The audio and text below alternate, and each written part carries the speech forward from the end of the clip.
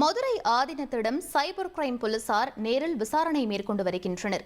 கூடுதல் விவரங்களை எமது செய்தியாளர் ஜெகநாத் வழங்க கேட்கலாம். வணக்கம் ஜெகநாத், இந்த விசாரணை தொடர்பான முழு விவரங்கள் என்ன பதிவு பண்ணுங்க.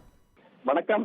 வாகன விபத்து குறித்து தவறான தகவல்களை பரப்பி மதமோதல் தூண்டுதல் வகையில் பேசிய மதுரை ஆதீனத்தின் மீது காவல்துறையினர் வழக்கு பதிவு செய்ய கோரி சென்னை எழும்பூர் அருகே உள்ள ஐநாவரத்தை சேர்ந்த உயர்நீதிமன்ற வழக்கறிஞர் ராஜேந்திரன் என்பவர் அளித்த புகாரின் கீழ் சென்னை கிழக்கு மண்டல சைபர் கிரைம் காவல்துறையினர் மதுரை ஆதீனத்தின் மீது 4 பிரிவின் கீழ் வழக்கு பதிவு செய்தனர்.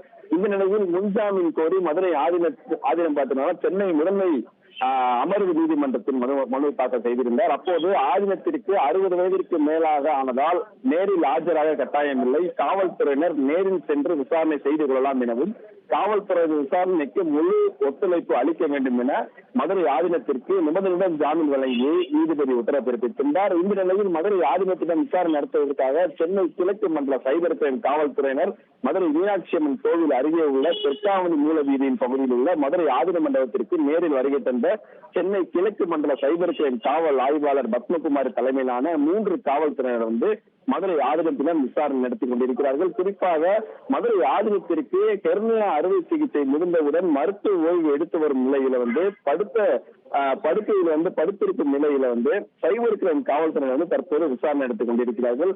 தன்னால் எதிர்க்க முடியாது வழக்கு தொடர்பான ஆவணங்களை எடுத்து கொடுக்க உதவியாகவும் தனது தரப்பு வாதத்தை சொல்வதற்கும் தனக்கு தன் மதத்தின் உதவியாளர்களை உதவிக்கு வைத்துக் கொள்ள வேண்டும் என மதுரை ஆதீனம் கோரிக்கை வைத்திருக்கிறார்.